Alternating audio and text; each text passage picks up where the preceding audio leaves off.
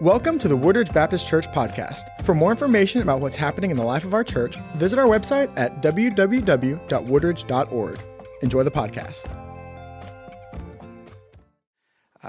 As we're in Ruth chapter 1, just to kind of get you up to speed, for those of you that didn't hear the kickoff last week, a lot happened in 5 verses. You have this woman named Naomi, and she has a husband, Elimelech, and he passes away. Now, she's got 2 sons, Mahlon and Kilion, whose names respectively mean sicko and done for. I still get busted up every time I say that. What shall we call our children? I know, sicko and done for. Think again, give them a different name. But that's what they gave them.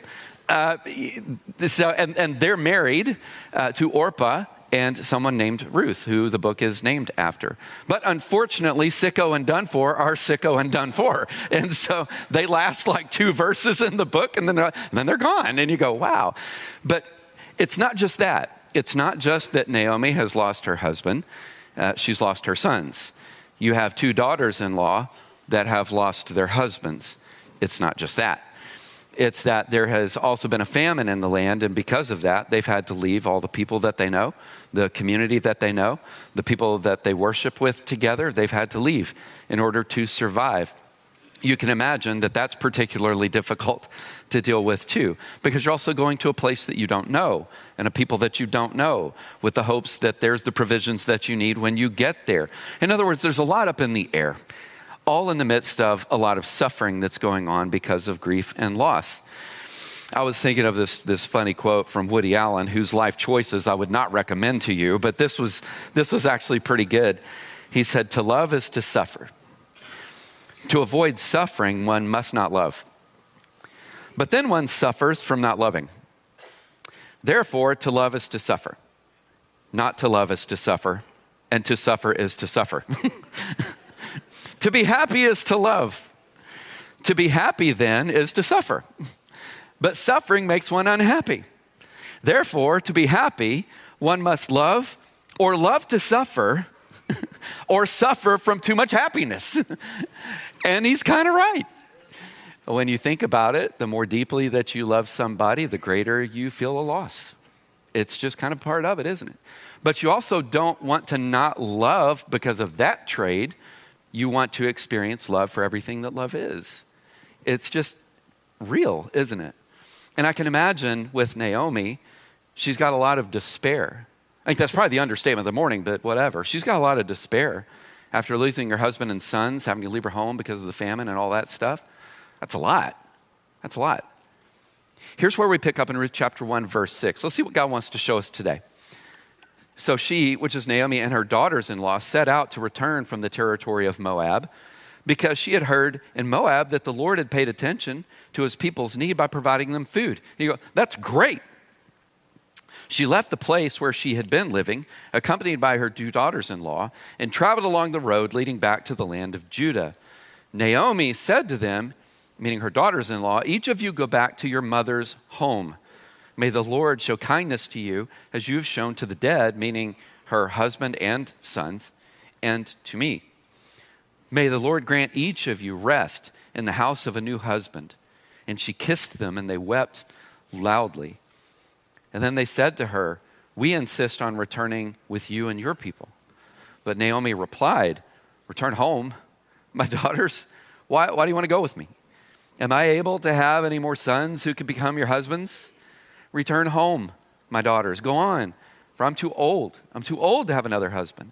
And even if I thought there was still hope for me to have a husband tonight and bear sons, would you be willing to wait for them to grow up? Would you restrain yourselves from remarrying? No, my daughters, my life is much too bitter for you to share, because the Lord's hand has turned against me."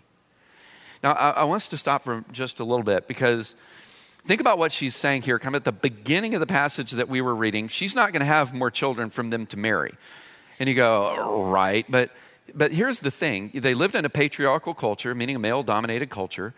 And what would happen is the land and all the provisions that came associated with the land were passed down through the male lineage. And this is part of what's going on here. That's why this statement is customary at that time. Nowadays, you'd be like, why are you doing that? It's like, because it was a different day. And so what she's not doing with Orpah and Ruth is pushing them away. It's not really what's happening. It's an act of compassion and a hope for their future provision. And that's a good thing that you would have coming from a mother-in-law if you actually care for them. And the truth is, they're less likely to find a spouse as immigrants. Remember, they're in like Moab, in Israel, than where they are from. It's just going to be a lot easier for them. But right now in this moment, this is a pivot moment. This is a pivot moment that we often make when we're going through incredibly difficult times. If you paid close attention to what Naomi just said, she went from telling everyone, including her daughters-in-law, what she is going through to interpreting what she is going through. She said, God has turned against me. It's no longer just, this is what's happening in my life. It's this is why what is happening in my life. And if you look a little bit further down, like in verse 20, she sees herself as cursed by God. Cursed by God. Don't call me Naomi. She says, call me Mara. The word means bitter. She's like, call me that. We'll get back to that here in just a little bit.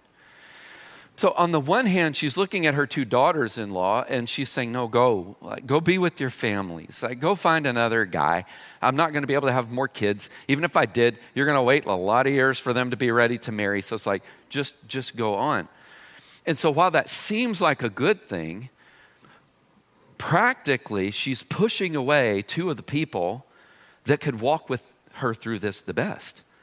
I mean, after all, they're in the same circumstances that she is. They've lost a father-in-law, but they've also lost their husbands.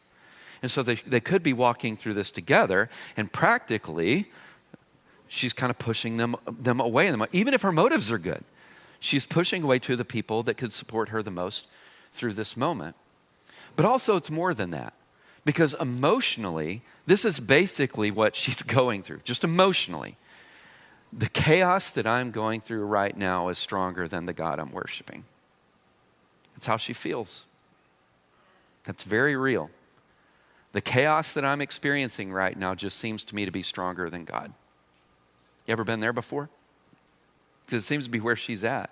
Now, the good news is the story doesn't end here. There's more to the story, but this is where she's at in the story. So look at what happens. In verse 14, it says, and again they wept loudly. And Orpah kissed her mother-in-law, but Ruth clung to her.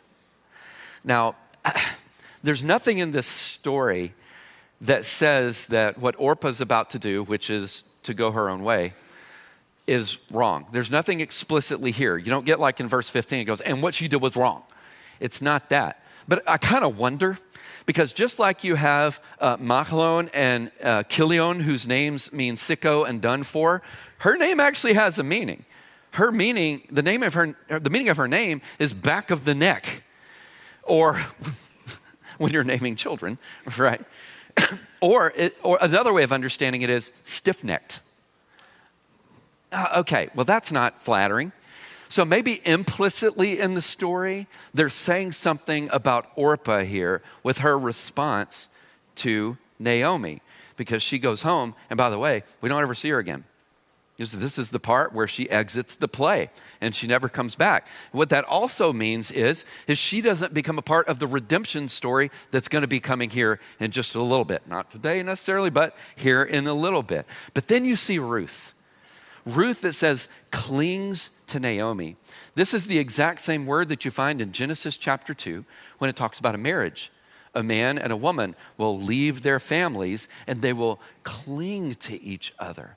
It's a deep, abiding, come what may covenant that I'm making to you. I'm in this with you. It doesn't matter what's happening. That's Ruth's response. And so Naomi says, verse 15, she's like, look, your sister-in-law has gone back to her people. She's talking to Ruth. Your sister-in-law has gone back to her people and to her gods. Follow your sister-in-law. Now she's pushing again, right? It's like, go. And this is what Ruth says. Don't plead with me to abandon you or to return and not follow you. Wherever you go, I will go. Wherever you live, I will live. Your people will be my people and your God will be my God. In other words, what Ruth is staying, her staying is a commitment that she's making not just to Naomi, but to God. You got to remember, Ruth is a Moabite, and there's a little bit of friction between the Moabites and the people of God. There's a lot of history there. They don't worship Yahweh. They worship Chemosh. And so you've got Ruth that is saying, no, I left all that. I left my people. I left the God that all of those years I had worshiped. I left all of that. You have become my people.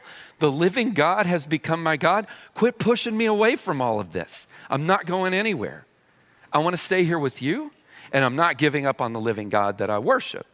That's what she's saying to Naomi here. And it's kind of interesting because you see that Ruth's reaction is different than Naomi's, even though they're all going through the same stuff. Instead of saying, I'm cursed by God, she clings. Like she's clinging. I mean, maybe by the fingernails, right? We're not exactly sure. She's like, but we're going to hold on here. She says, where you die, I will die. There, I'm going to be buried. And may the Lord punish me and do so severely if anything but death separates you and me. Do you hear the language of what you almost always hear when you go to a wedding? I'm gonna be beside you when I die. And let it be an affront to God if I don't honor my word. This is the commitment that I'm making to you. So when Naomi saw that Ruth was determined to go with her, she stopped talking to her. In other words, she stopped trying to push her away. And it says the two of them traveled until they came to Bethlehem. When they entered Bethlehem, the whole town was excited about their arrival, and the local women exclaimed, like, can this be Naomi? Now, I think there's a few things going on here. One is they've been gone for like 10 years. I mean, that's a pretty good bit, right? So if you can imagine her walking back into the city, everybody's probably like, is that her? Is that her? I think there's more to it as well, because I think the people here are reacting a lot like what people do when you come back into a small town. And I would know a little bit about that. I mean, I grew up in a small town north of Tyler. I got a little cracked up when I was reading this because I remember going home a number of years ago over the holidays, and I went to go to get something for my mom from the grocery store. It's like, hey, can you go pick up some stuff? I'm like, yeah, sure. And so I go into the grocery store, and I ran into a teacher that had taught me in high school. Have you had that moment before? And we like bump into each other, and she looked, she's like, oh my gosh, I haven't seen you in forever. What are you up to? And I said, well, I'm finishing up my PhD and I'm teaching at Texas A&M. And she goes, you? Shut up, woman. Do your grocery shopping.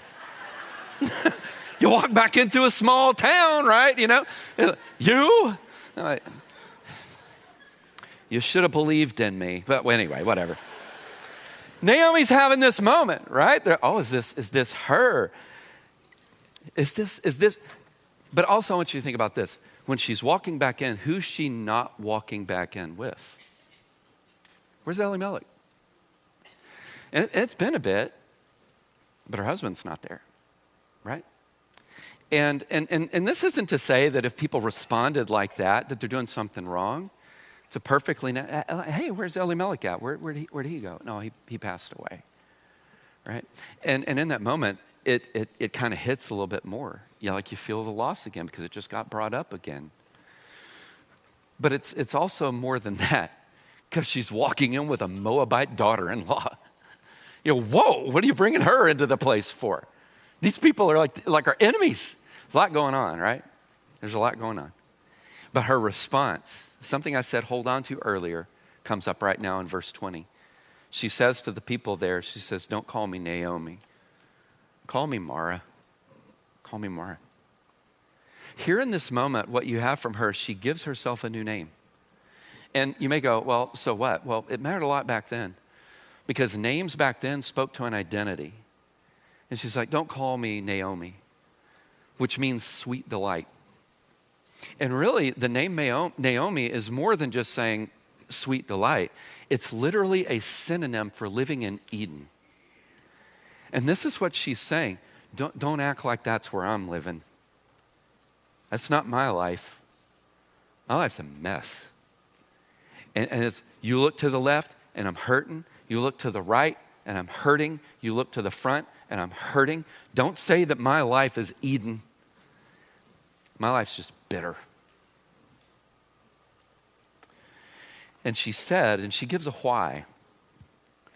As you continue reading verse 20, she says, the Almighty has made me very bitter. I went away, like she had to leave home. I went away full, but the Lord brought me back empty. So why do you call Naomi, since the Lord has opposed me? He's against me. And the Almighty has afflicted me. If you're paying attention here, and math wasn't my major, but she says God is the source of all of her suffering at least 4 times here. He did this to me. He did this to me. Have you ever said that before? And she keeps saying this over and over again to herself and to the others. I mean, quick review here on what's up. Three women are widowed. They're left in a patriarchal culture, meaning just male-dominated, where their financial security is connected to them and they don't have that anymore. There's a lot of uncertainty. And she's like, you want to call me sweet delight? Are you kidding me? But pay close attention. That's her reaction. Orpah heads home hoping for a new start. But then you've got Ruth. And you see Ruth, whose name means refreshment. She's hopeful in God even though she's going through the same stuff that they are. And it got me kind of wondering this week, why does one person respond that way in the same circumstances? And then you've got other people that respond a completely different way. I mean, they're Fleetwood Mac. I'm just going to go my own way. Right? But not Ruth. Not Ruth. It's like, I'm holding tight. I'm holding tight to Naomi. I'm holding tight to God. What is the difference between these people? Because probably, big guess, you've seen those people in your own life. They deal with death and loss. They deal with grief. And some just, poof, they're gone. And then you see others that grow in much deeper into their faith and relationship with God. What's the difference? Or here's a better question for us today. How, when this comes my way, and it will, how do I respond like Ruth? Like, how do I do that? And there are a couple of things that I want to share with you this morning that I think will help you to respond like her. And here's the first. Your theology matters. Your theology matters. Henry Cloud, who is a counselor, he's helped literally just millions of people with his podcast, the books that he's written, loves the Lord very deeply. He said this, he said, we struggle when our ideal world hits the real world. We struggle. There's the way that we envision the world to be, the way that we want for ourselves, the direction that in our mind's eye it should go, and then you run into the real world and one doesn't match the other, and it throws us. It throws us. And the truth is we are creatures of habit. Now, for some of you, your habit is chaos and disorder, and I would recommend a different way, right? But we're creatures of habit, whether or not we want to admit it. And what we do is we create mental maps so that we can just kind of navigate life each and every day. We create these mental maps, and that's a good thing. We should do that. But have you ever done something like this? You walk into a living room, it's just an example here, and somebody took the sofa that was here and they moved it over here like this, and then they took the chair that was over here and they moved it over here like this, and you walk in and you go, hold on now, that's not the way that things were before. How many of you have ever done something like that? It's a simple example, but it helps make an important point, because what your brain is actually doing in that moment is saying something like this, something is wrong. The truth is something is different, right? But it's like something is wrong here. And you look and you serve it and you start to process the things that are around you. We create mental maps. One of the things that should be creating mental maps for us is our belief in God, our theology.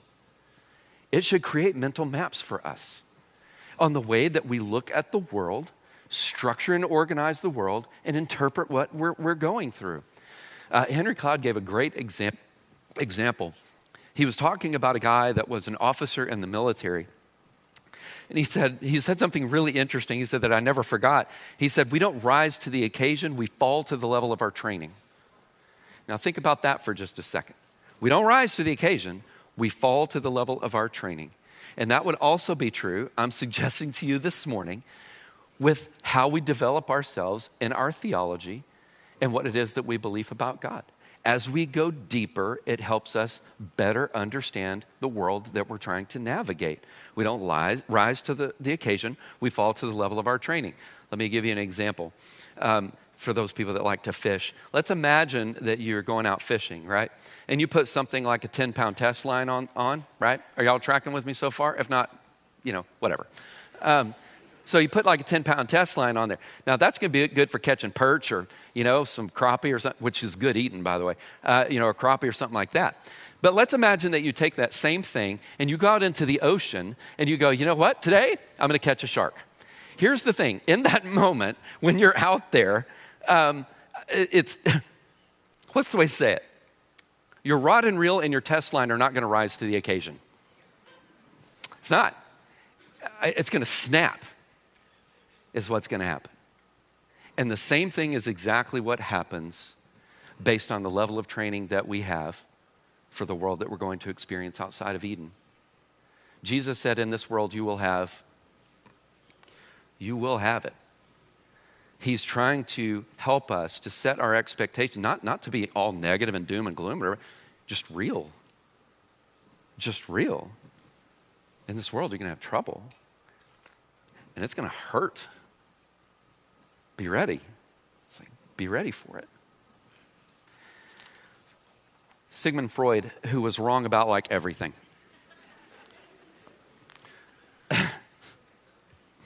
He actually said something, though, that was pretty insightful. So I'll give this one to him. He was making an observation of the people that he counseled over the years, which I was like, bless their hearts, right? But he made an observation, and this was the observation. He said, I noticed that when people addressed the suffering and the pain that they were going through, their physical symptoms actually got better. Their physical symptoms got better. For the people that looked it in the face and they addressed it, their physical symptoms got better. For the people that did not look it in the face and address it, their physical symptoms literally got worse. In other words, you could look at them and over a period of time say the grief has beaten them. It's beaten them. Think about it. Changes in sleep, fatigue, digestive issues, or even to the point where they're not eating anymore, increased susceptibility to illness because your immune system is crashing, heart issues, hormonal issues that even affect like sex drive, people that live consistently in shortness of breath, like they can't even take a good deep breath anymore, or even panic attacks. And you just go, the circumstances are getting the better of you. Solomon actually said something like this before Freud, but he gave some advice with it.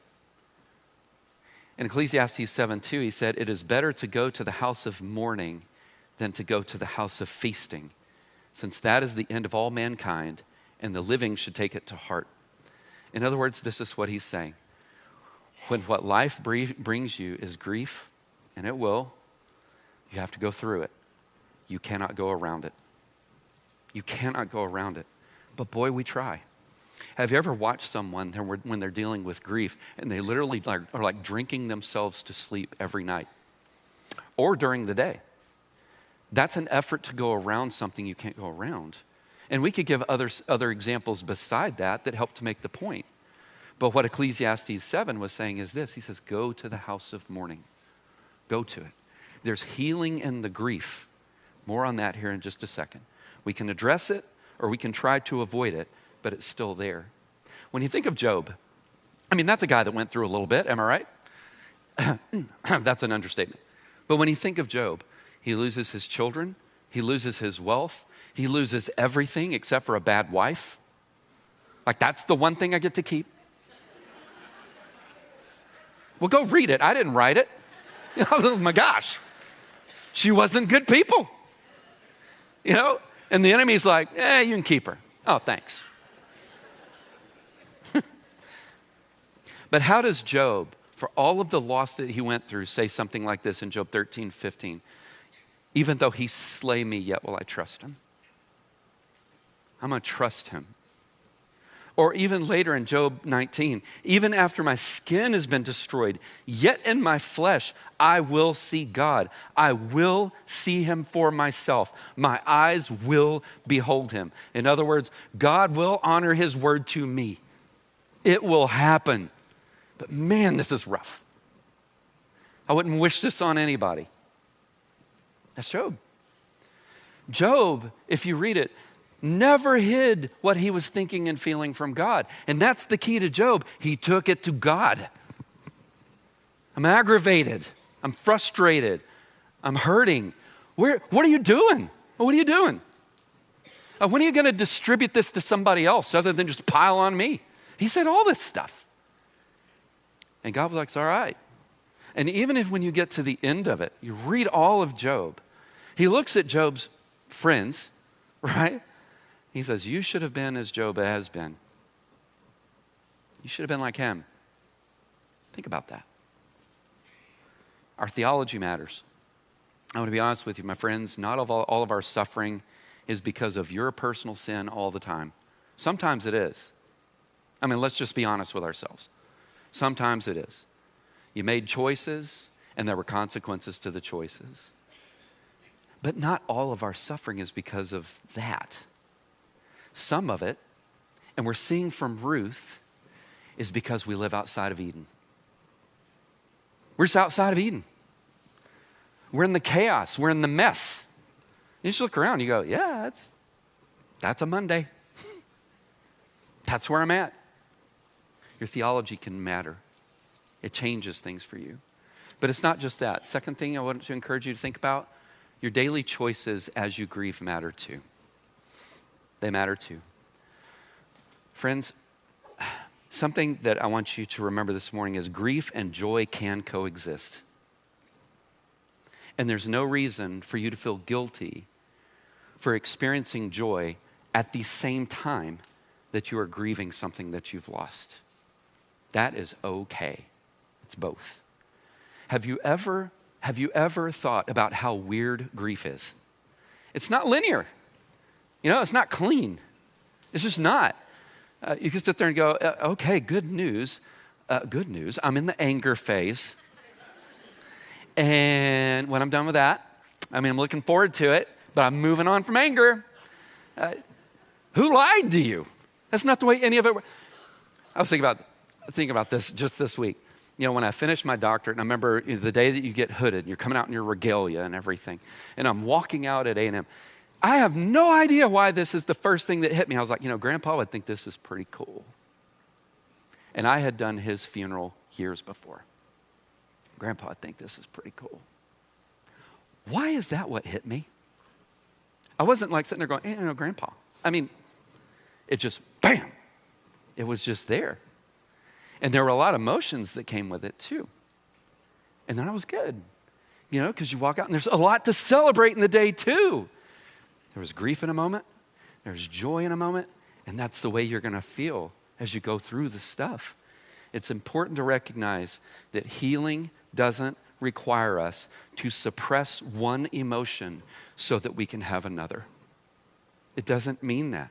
You can find moments of joy while navigating your grief. Both are valid, and allowing yourself to experience them fully is a part of the healing process. Lean into it. And so if a moment kind of hits you and you go, oh my gosh, and you start to cry, it's okay. And then the next moment you're like, woo, and you're like, what's wrong with me? Nothing. Welcome to the weirdness of the show. Welcome to the weirdness of it all. Henry Cloud gives us some advice that I want you to take home. Feel free to take your phone out and take a picture if you want to. But for all the people that he's helped over decades as they struggle with grief and suffering, there's a couple of things that he said. He said, I want you to remember. He said, number one is that you do have to get to a point where you surrender to reality. It's where you surrender to reality. Have you ever known somebody, don't name names, have you ever known somebody that has gone through incredibly brutal circumstances? Brutal circumstances. And you come up to them and you go, hey, are you okay? And they go, yeah, I'm fine. And you're like, no, you're not. No, you're not. There does come a point where a person has to say, I'm really not. Like, I will be, but I'm not okay. I mean, I'm just devastated. That's where I'm at. I'm devastated. Henry Cloud says that you got to get to the point where you can say that, right? Not only that, but you say it. You surrender to the reality that you're in. You call it what it is. He said, but it's more than that. He says, you allow yourself to feel the pain without getting stuck. Without getting stuck. There's so many ways to do this. Because honestly, friends, and I think all in our hearts we all know this, there is more to our life than the grief that we're going through in a moment. There's always more to life than the grief that we're going through. It's just true. You know, you'll grieve in a minute, and then your kid's volleyball game the next minute. And you're like, woo, right? And you keep experiencing the good things. They're still a part of your life while the grief's right there. You continue to put your hands to good things, the work that you're doing, the service to the Lord. You keep going forward. It's one foot in front of the other, moment by moment, because there's more to your life than the grief that you're going through. But the grief is still there. This is how you allow yourself to feel the pain and not get stuck in it. You make the choice. I'm going forward. I've got this day. What can I do with it in a way that honors God, honors the family that I've got, the friends that I've got? How do I do that? All of these things are true. And then there's the third thing, is leaning on relationships for support. Leaning on relationships for support. I mean, for Naomi, think about this. Ruth's a game changer, wouldn't you agree? Oh, Ruth's a game changer. She is. Naomi should be looking at her and go, man, where would I be without you? But by the way, it's also true the other way around. Because Ruth is sitting there going, you're pushing me away. I'm not going anywhere. I've left my people. I've found the true and living God. I'm staying. Naomi had been that for her. We all need somebody just like that. You got your Ruth? You got him? Because when you're going through grief and suffering, we need them. We need them. We hope you have enjoyed the podcast. For more information about our church, visit www.woodridge.org.